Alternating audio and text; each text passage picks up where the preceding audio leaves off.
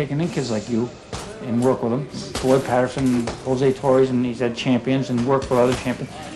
And he said, really? And he saw us as a way to make it.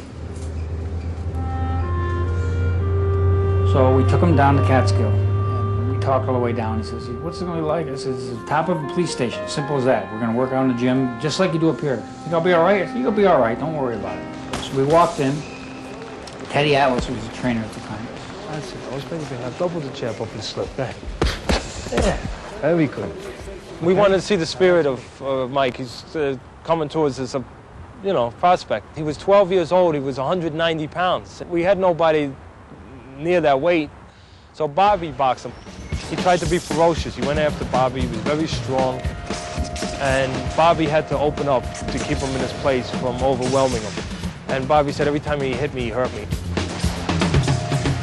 He was perfect. He was aggressive as hell.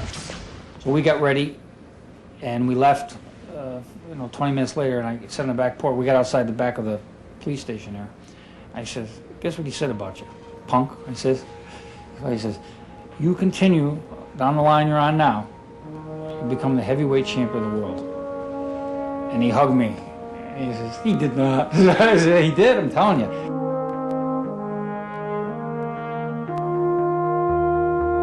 We knew then we were going to be involved with him. Cus wanted to be involved with this kid. The first time I drove him down myself. And he drove in this long driveway. And he's looking. He said, what's this? I said, this is the house. Cus's house? He said, I'm going to stay here? What am I going to do, take the garbage out? I said, probably. He said, there's a lot of other things you're going to do too. But I said, if you behave and do what you're supposed to, you will live here with Camille and Cus. Big house with like 13 or 14 rooms. And Mike and other young fighters all stayed there.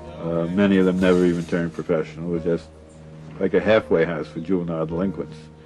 And Cus had a room on the top floor that no one was ever allowed to enter. That's why I never want anybody to come in my room. When I want to find something, I want to be able to find it. I met Cus in 1939. He was like a cuckoo bird.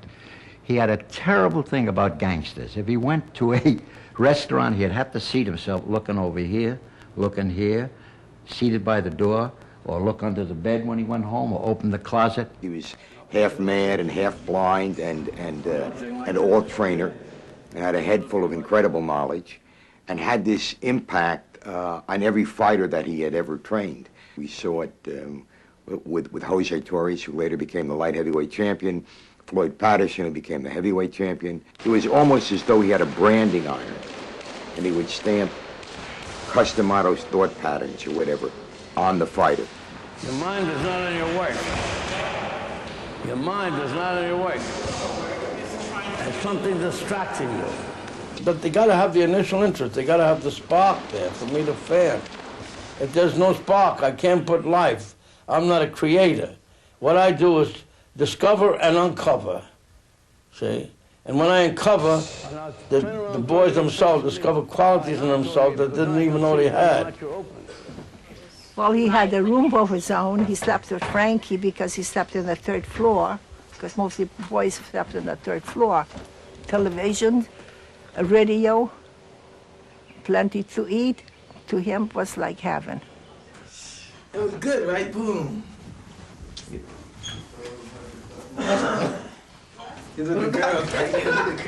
He was fun. And he's easy to fool, too. He's easy to goof on and fool.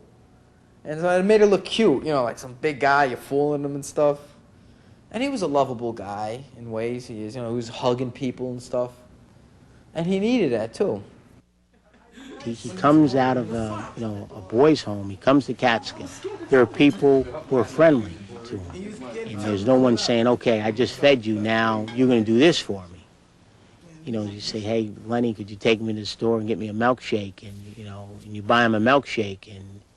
And a couple of days later, he tries to pay you back. And you say, Michael, that's okay. You don't have to pay me back. It's no, I did this because I'm your friend. I'm not doing this for any reason. He was very sensitive about people picking on him in school. I know some kids would call him names. They call him Mighty Joe Young because kids could be mean, and they would use that name to make fun of the size of him. And a change happened in Mike. Through boxing, he obviously became more proud of himself and sure of himself. That took the body right hand to the jaw. Bend down. That took the body right hand to the jaw. I know there was a guy, a middleweight contender, good fighter, good puncher. Good fighter. His name was what's that his name? Shay. Huh? David Shade. Shay. Shade. Yeah, that's right. Dave Shade. That's right. How don't you remember that? He fought Mickey Walker. Fought everybody. He knocked him, the first guy knocked out, what's his name? He became a light heavyweight champion of the world from Buffalo. Slattery. Flattery. This guy remembers everybody. Slattery. For round one, scheduled with 10 rounds. Josh on the left. Handling Henry Armstrong. I look at these guys, when I first came here, I thought they was, God. I thought they was born like that, but they're not, They're just ordinary people. I would like to be something like them. Not much flamboyant or something arrogant, you could say, but just different from all the fighters nowadays.